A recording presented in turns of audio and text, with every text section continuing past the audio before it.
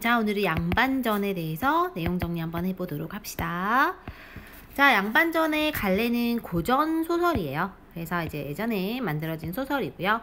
제재는 양반 신분을 사고 파는 거고, 그 모습을 통해서 양반을 풍자하고 있고요. 실제로 조선 후기의 사회상이 많이 반영이 되었다라는 특징이 있습니다. 18세기고요. 강원도고요. 주제는 양반들의 무능, 능력이 없다라는 거예요. 능력이 없다.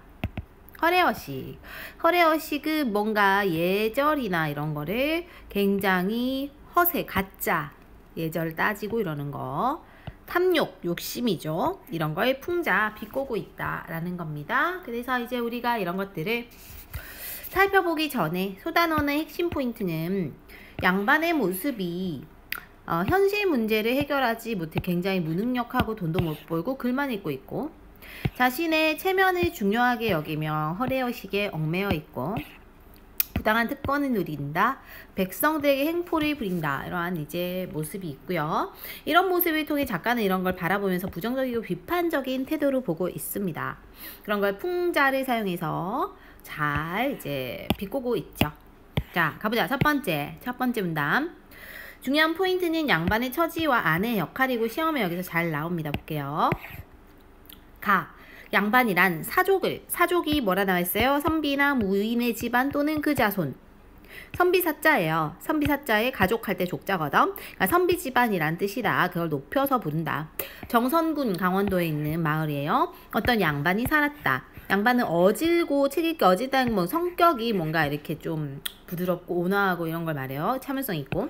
책 읽기를 좋아해서 고을의 군수, 고을 대표. 새로 부임할 때마다 반드시 그 집에 찾아 좀 줄일게요. 가 인사를 차렸다. 하지만 집이 가난해서 해마다 군에서 환자, 이런 거 얘들아 지금 쓰지 않는 말이잖아요. 이런 거 좀 정리해둬야 돼. 시험에 나옵니다. 이 환자라는 거 아픈 사람이 아니고 환곡이라고 해서, 예전에 이제 조선시대 때는 봄철에 이제 가난한 그런, 봄철은 사실 식량이 많이 떨어지고 먹을 게 없어요. 그때 나라에서 곡식을 빌려주고 가을에 추수할 때잖아. 이자를 붙여서 거두든 그런 곡식을 말해요. 어쨌든 나라에서 곡식을 빌린 거야. 그거 환자라고 하고, 그거를 빌려다가 먹었는데 몇 해가 지나고 보니 빌린 곡식이 1,000선 뭐가 많았나 봐. 그치? 관찰사는 조선시대의 교서시대를 도를 관리하는 사람, 관리예요. 각 고을의 순시는 돌아다니다 환자 장부를 살펴보고는 몹시 노하여 말했다. 어떤 놈의 양반이 관아국수 2,000 축 냈단 말이냐. 왜 이렇게 많이 먹었니 이거죠.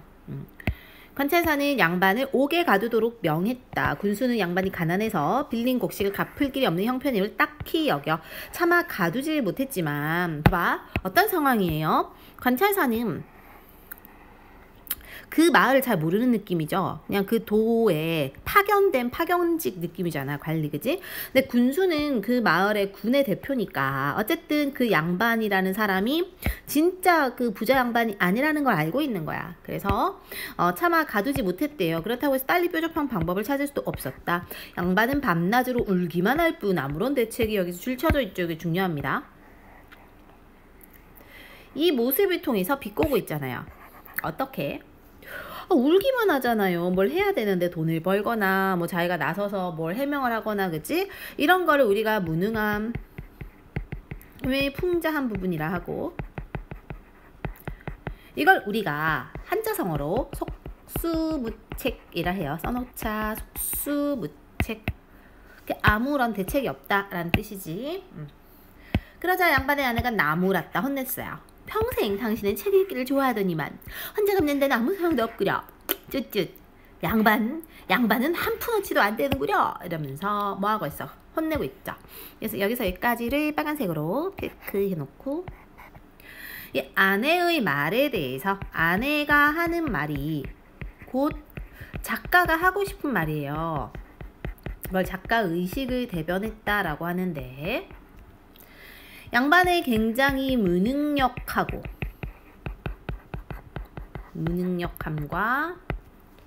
그리고 굉장히 아무 돈도 못 벌고 비생산적인 거에 대해서 비판하고 있다.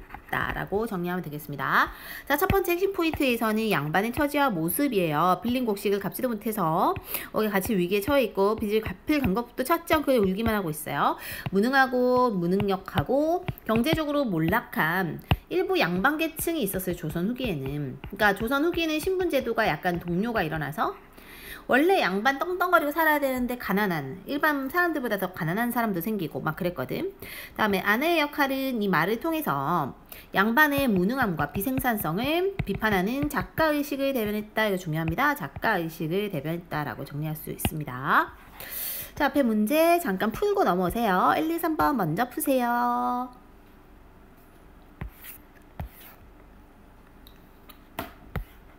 나로 가겠습니다.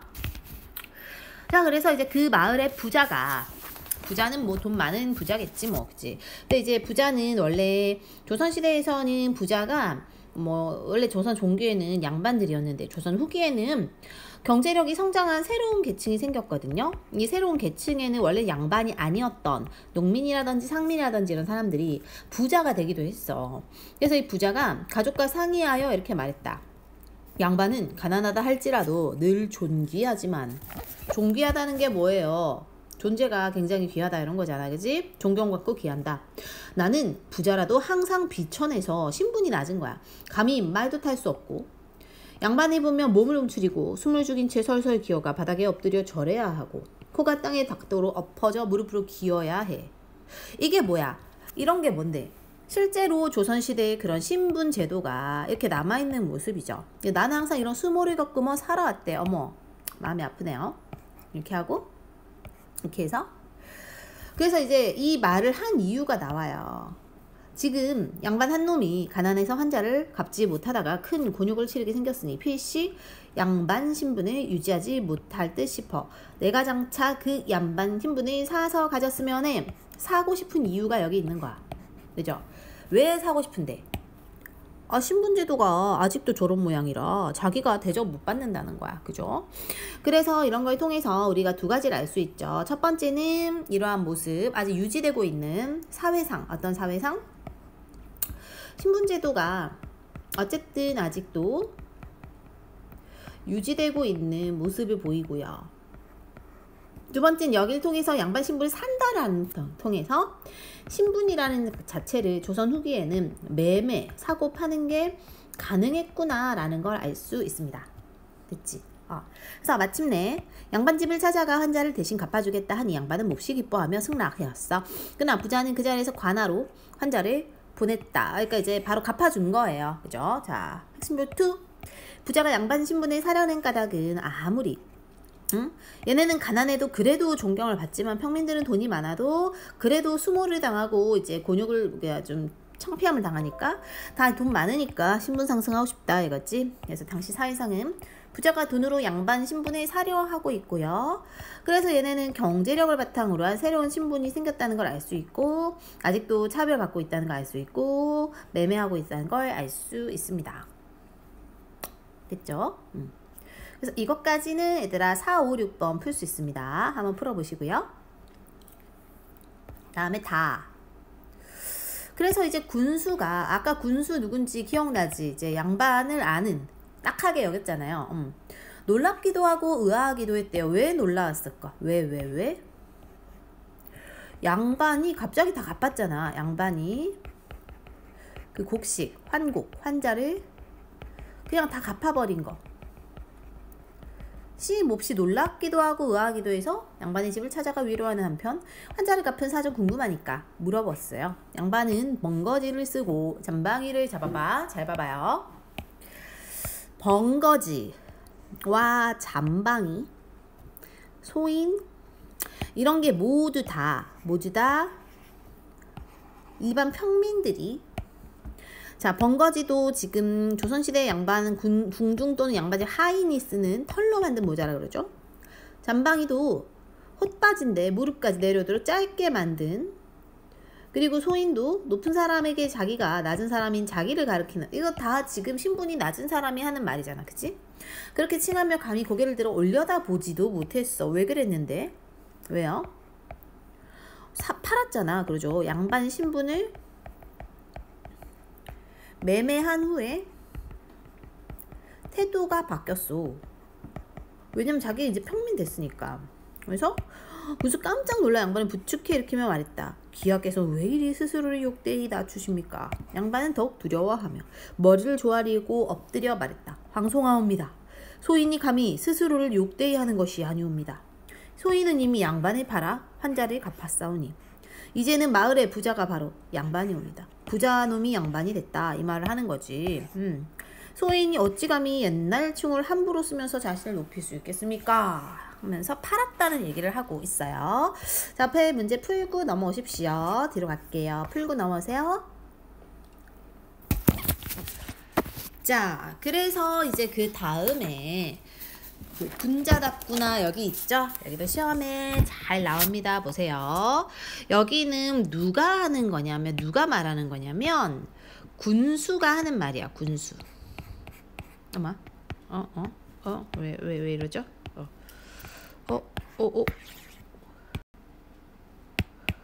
갑자기 얘들아 필기가 안 되는데. 그래서 군수가 뭐라고 하고 있냐면 군자답구나 부자여, 양반답구나 부자여, 부유하되 인색하지 않으니 의롭다 할 것이요, 남의 어려움을 서둘러 도우니 어지다 할 것이요, 비천함을 싫어하고 존귀함을 좋아하니 지혜롭다 할 것이다.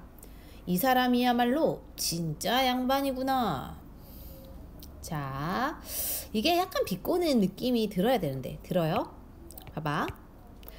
지금 부자한테 너 정말 양반답다라고 하면서 양반이 갖추는 태도, 양반이라면 돈은 많지만 양반이라면 인색하지 않아야 돼. 돈을 좀 쓸 땐 써야 되고, 그래서 의롭고, 남의 어려움을 도왔으니 어려운 거 누구? 양반이 자기가 지금 혹시 못 갚았으니까. 그죠? 응. 이거 비천함은 싫고 존귀함을 좋아하니까 지혜롭고 진짜 양반이다 이 얘기를 하는 건데, 근데 사실상 이거 왜 비꼰다고 우리가 얘기할 수 있냐면 어쨌든 부자도 돈으로 신분을 샀잖아. 그죠? 돈으로 신분을 샀다는 거는 돈으로 특권을 산 거나 마찬가지야. 어떤 특권? 그냥 지나만 다녀도 다 고개를 조아리고 자기를 받들어 모시는 그 정도의 어떤 특권을 산 거지. 그치? 그래서 표면적으로는 굉장히 이렇게 좀 칭찬하는 것 같지만 사실상은 이거를 좀 약간 비꼬고 있고, 너 진짜 이렇게 한 거 맞아? 뭐 이런 약간 이런 느낌. 그죠? 그래서 봐봐. 하지만 사사로이 거래를 하면서 증서를 만들어 두지 않았다가는 훗날 소송의 빌미가 될 수 있다. 그러니까 그냥 너희끼리만 말로 바꾼 거 아니야. 내가 만들어줄게 증명서를. 이렇게 한 거지. 너와 내가 고을 사람들을 모아 증인으로 삼고 증서를 만들어 사실관계를 분명히 해두자. 나는 군수로서 마땅히 서명하겠다 라고 하면서 처음에 여기서 이제 뭘 제안하고 있어요? 군수가 먼저 신분매매 증서를 작성하자라고 제안하고 있잖아. 그치? 그럼 보자. 신분을 판 후 양반의 태도와 모습에 변화가 있습니다. 차림새도 바뀌었고요. 호칭도 자신의 소인이라고 했죠. 행동도 엎드려서 쳐다보지도 못했어요. 그래서 군수는 이제 양반과 부자의 신분매매 증서를 작성하는 역할을 합니다. 그래서 자, 그렇게 말하고 나서 군수는 관하로 돌아가 고을의 사족이며 농민이며 공인이며 상민은 그 산농공상을 말해요. 산농공상이 이제 조선의 모든 신분계층이거든요. 그래서 모두 불러 모아 관아뜰에 모이게 했다. 부자는 좌수와 별감의 오른쪽에 앉히고 양반은 호장과 이방의 아랫자리에 세웠다. 이게 이제 뭐냐면 봐봐요. 부자는 뭐 오른쪽에 어디 앉혔대. 양반은 그 아랫자리에 세웠대. 근데 지금 보면 호장과 이방이라는 자리가 좀 더 높은 자리인데, 낮은 자리인데, 자수와 별감이 어쨌든 좀 더 높은 자리거든요. 그래서 지금 양반이 좀 더 낮은 자리에 있고, 이렇게 부자가 좀 더 높은 자리에 일단 세워놓고 증서를 만들었습니다. 자, 이게 증서의 시험 되게 잘 나옵니다. 기억해야 돼요. 걸룡 10월 9일, 9월 모일, 10년 9월 모일. 이 증서는 양반 신분을 팔아 관아의 곡식을 갚은 일을 기록한 것으로 그 값은 1천섬이다. 1천섬에 사고 팔았으니까. 양반은 칭호가 많기도 하다. 독서를 하면 사하라 하고 벼슬을 하면 대부라 하며 덕이 있으면 군자라 하고 무시는 서쪽에 늘어서고 문시는 동쪽에 늘어서므로 문무 합쳐서 양반이라 하나니 네가 원하는 칭호를 따를지어다. 부르는 말도 많대요. 또 양반은 비천한 일을 일절 않고 훌륭한 옛사람과 같이 되기를 바라며 뜻을 고상하게 가져야 한다. 언제나 오격, 새벽 3시 5시면 일어나야 된대. 불 붙여갖고 등잔불을 켜고는 눈은 코끝에 보고 두 발꿈치를 모아서 엉덩이에 괴고 앉아서 책 읽어야 된대요. 그것도 심지어 얼음에 박일 듯 줄줄줄줄줄. 굶주리니 참고 추위를 건지며 가난하다는 소리는 입 밖에 꺼내지 말아야 한다. 이를 딱딱 마주치고 손가락을 튕겨 뒷머리를 자극하며 입속에 칡을 모아 몇 번이 나누어 삼켜야 한다. 털모자는 옷소매를 닦아 먼지를 탁탁 털어 윤인하게 해야 한다. 손을 씻을 때 주먹으로 마찰하지 말고 야채를 깨끗하게 습니다. 뭐야 이거? 뭐 하라는 건데? 이게 지금 지켜야 되는 거죠. 양반이 꼭 지켜야 되는 것들을 얘기하고 있습니다. 여기서까지는 그치? 그래서 양반의 규범 지켜야 되는 거, 의무를 나열하고 있는데 사실 보면 쓸데없잖아요. 뭐하러 이렇게 그지? 이런 것들 우리가 허례허식이라고 이 허례허식을 풍자하는 거야. 됐나요? 그래서 또 옆으로 가자. 그리고 이제 걸음은 느릿느릿 걸어야 된대. 고문진 보며 당시 품휘를 뭐 그냥 책 같은 건데 깨알만한 글씨로 베껴서 한 줄에 100자씩 손으로 돈을 만지지 말고 쌀값을 묻지 말아야 돼. 이거는 이제 우리나라가 예전부터 좀 돈과 관련된 거를 약간 좀 천하게 생각했어요. 그래서 이제 뭐 이렇게 이런 게 있는 거고, 아무리 더워도 선을 벗지 말고 맨 상투로 식사를 해서도 안 되고, 밥 먹을 때 국을 먼저 떠먹어서도 안 돼. 마실 때 소리 내도 안 돼. 젓가락 음식 잡을 때 방아찌 듯이 해서도 안 되고, 생파도 먹으면 안 되고, 술 마실 때 수염을 빨지 말고, 그러니까 수염 막 걷어먹고 먹어야 돼. 담배 피울 때 불이 우프도록 또 하면 안 되고. 어머 세상에, 뭐야 이게, 그죠? 뭔데 이까지 이런 것까지 뭐 왜 얘기할까요? 이러한 사소한 행동도 지켜야 될 게 있는 거야. 격식을 차림. 이거 비판하는 거죠. 노여도 아내를 때려선 안 되며 성이나도 그릇을 발로 차면 안 된다. 아내자에게 주먹질을 해선 안 되고 노비들에게 되져버려라 라고 욕도 하면 안 되고, 말과소를 꾸짖을 때도 마소를 판 원래 주인을 욕해서는 안 되고, 병이 나도 무당을 불러서는 안 되고, 제사 지낼 때 중을 불러다 제를 지내서도 안 되고, 하룻불에 소를 쬐서도 안 되고, 말할 때 이를 들으면 침을 떼고 하는 뭐 어쩌고저쩌고. 아이고 세상에, 그죠? 그래서 잘 봐봐. 이 이상의 온갖 행실 가운데 양반 신분에 어긋나는 짓을 했을 경우에 이걸 가지고 와서 바로 잡는다? 뭘 바로 잡는데? 신분을 다시 뺏겠다라는 소리죠. 그래서 이걸 딱 듣자마자 뭔 생각이 들겠니? 이게 뭔 쌉소리야 이런 생각이 들죠. 응? 그래서 이제 딱 이렇게 딱 서명하라고 이게 서명란이 있고 그래요. 이에 통인이라는 건 이제 잔심부름하는 애들 말하고요. 통인이 여기서 도장을 찍는데 그 소리는 북이 둥둥 이렇게 퉁퉁 이렇게 찍으니까 북이 둥둥 울린 듯하고, 그 모양은 북두성이 세로로 놓이고 삼성이 가로로 놓인 듯했다. 그러니까 뭐 도장을 얘들아 예를 들어 도장을 뭐 이렇게 어떻게 찍는다 할까? 팡팡팡 찍었어. 네, 뭐 팡팡팡 찍었다는 거지. 그러니까 이게 무슨 별이 나란히 있는 것 같더라. 도장이 많았다는 거죠. 그래서 호장이 다 증서 읽고 나자 부자는 한참 멍하게 있다가 말했어요. 그럼 첫 번째 증서 중요합니다. 첫 번째 증서의 역할은 규범과 의무를 쭉 나열하고 있죠. 굉장히 쓸데없는 것들이 많았고, 그래서 지나치게 체면을 중시 여기며 뭐에 얼매 있는 뭐에 허례허식, 그걸 풍자하고 있어. 그러니까 이제 마문단을 보니까 양반이라는 게 겨우 이것뿐입니까? 이것이 뭔데요? 여기서 말하는 이것은 규범을 말하는 거지, 또는 규범이나 의무를 말하는 거죠. 그죠? 자기는 사실 지켜야 될 것 때문에 산 게 아니라 누리려고, 특권을 누리려고 산 건데, 그치? 저는 양반이 신선과 같다고 들었는데 양반이라는 게 정말 이뿐이라면 너무 재미없는 일 아닙니까? 저에게 뭔가 이익이 되도록 증서를 고쳐주십시오. 고쳐달래. 불만족했나봐. 그죠?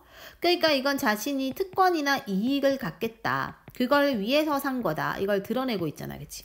그러자 군수는 새로 만들었어. 이제 두 번째 증서가 나옵니다. 문제 풀고 넘어오세요. 자, 두 번째 증서입니다. 이것도 중요합니다. 두 번째 증서도 읽어볼게요.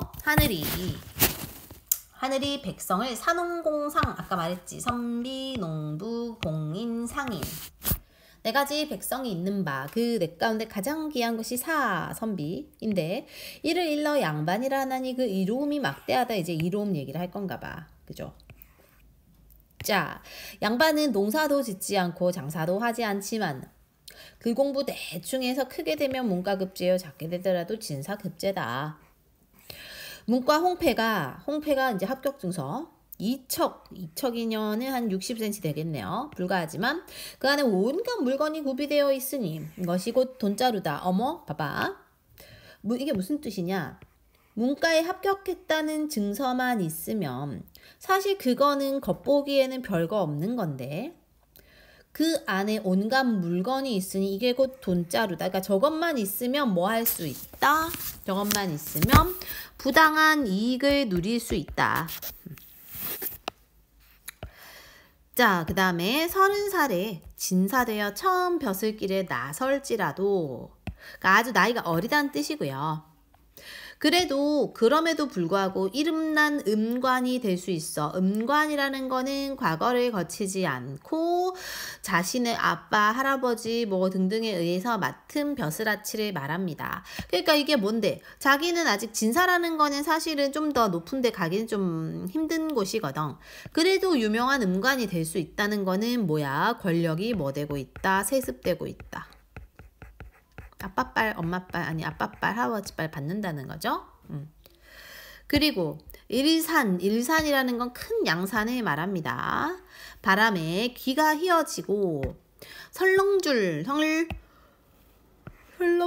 하품이 나오더라. 설렁줄은 처마 끝이라는 게 이제 지붕 끝이거든. 거기에 달아놓은 방울을 잡아 달릴 때 이제 땡랑땡랑 하는 줄인데, 그것만 이렇게 뜰랑뜰랑 해도 아래 것들이 예이 이렇게 하면서 달려오는 거야. 그러니까 자기는 까딱도 안 하고 손 하나만 까딱하면 애들이 다 와서 밥도 주고 이러니까 배는 살이 찌며 방에는 단장한 기생의 귀고리가 떨어져 있고 뜰에는 학을 길러 그 울음소리를 듣는다. 뭐 하고 있는 거야? 봐봐, 느낌 어때요? 여서부터 여까지는 자기는 아무것도 안 하고 놀고 먹고 이러는 모습이죠.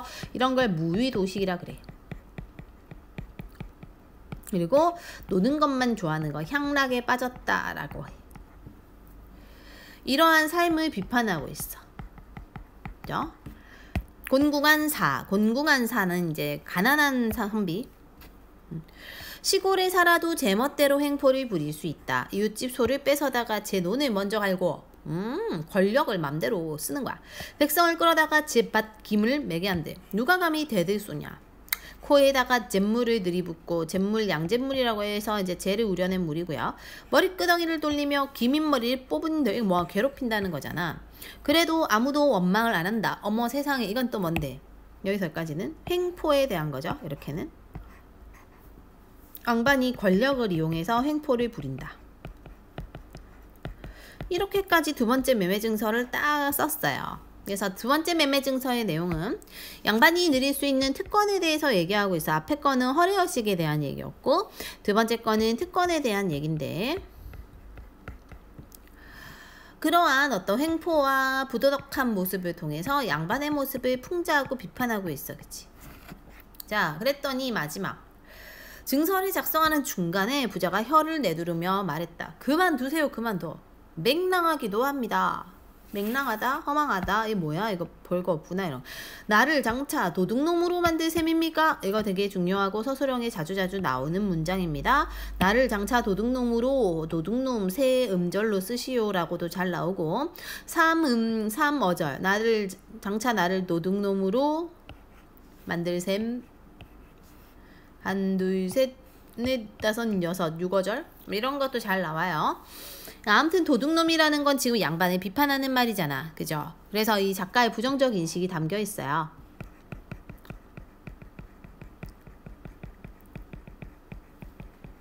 인식이 드러나고, 그리고 여기 단어를 통해서 풍자하는 단어가, 풍자가 절정에 달했다라고 평가합니다.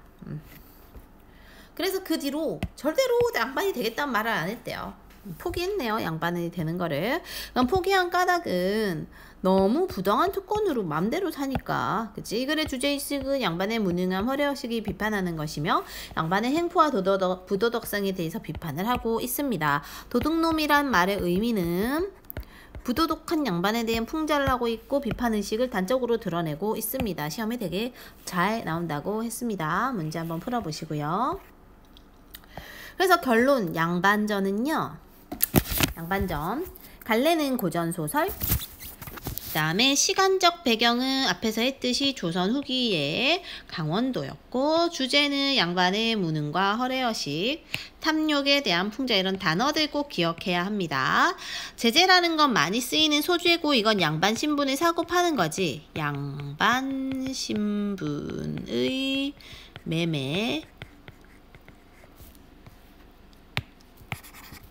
특징은 좀 기억을 해야 돼요. 매매 사건을 통해 양반의 모습을 풍자하고 있으며 조선 후기 사회상을 반영한다. 그래서 이제 첫 번째 문단에서는 이제 양반, 가난하고 무능한 양반이 나오고요. 두 번째에서는 부자가 갚아주는 거. 세 번째에서는 군수가 첫 번째 문서를 발행해 주는데 이것은 의무만 들어있고, 그래서 이제 부자가 다시 해줘 이래가지고 두 번째 문서를 쓰는데 두 번째 문서는 굉장히 권리만 담겨 있어서 포기한다, 이렇게 끝나는 거죠. 그 다음에 등장인물의 성격입니다. 양반은 학식과 인품이 뛰어나지만 무능력, 그래서 자기 신분을 팔았고, 조선 후기 경제적으로 몰락한 일부 양반계층을 대변하는 인물입니다. 그 다음에 당연히 부자는 돈이 많아가지고 신분 상승을 꾀했는데 양반의 행포를 알고는 포기했던 조선 후기에 부를 축적한 신흥 부유층을 대변하는 인물입니다. 양반의 아내는 작가의식을 대변, 시험에 잘 나온다 그랬죠? 이것도 기억해야 합니다. 작가의식을 대변. 다음에 군수의 역할은 신분 매매를 중개하는 인물로 뭘 작성했어요? 땡땡땡땡 또는 땡땡. 증서, 매매 증서 또는 증서. 자, 풍자의 대상 당연히 양반을 풍자하고 있죠. 양반을 풍자하고 있고, 풍자 방법은 아내의 말을 통해서도 풍자를 하고, 양반 신분 매매 증서에 나온 행동이나 부자의 말에 의해서 또 풍자를 하고 있습니다. 이건 시험에 잘 나옵니다. 꼭 기억하세요. 첫 번째 매매 증서에는 규범과 의무만 담겨 있었어. 두 번째 매매 증서에는 특권이 담겨 있었는데 이게 굉장히 나빠가지고 결국은 부도덕한 모습을 통해 도둑놈으로 몰아갈 셈입니까 하면서 포기하죠. 여기까지가 양반전이었어요. 이제 나머지 끝까지 양반전에 해당하는 문제 풀어보고 채점도 해보고 오답 공부도 해보고 아마 159쪽까지인 것 같은데 거기까지 해보면 될 것 같아요. 시작!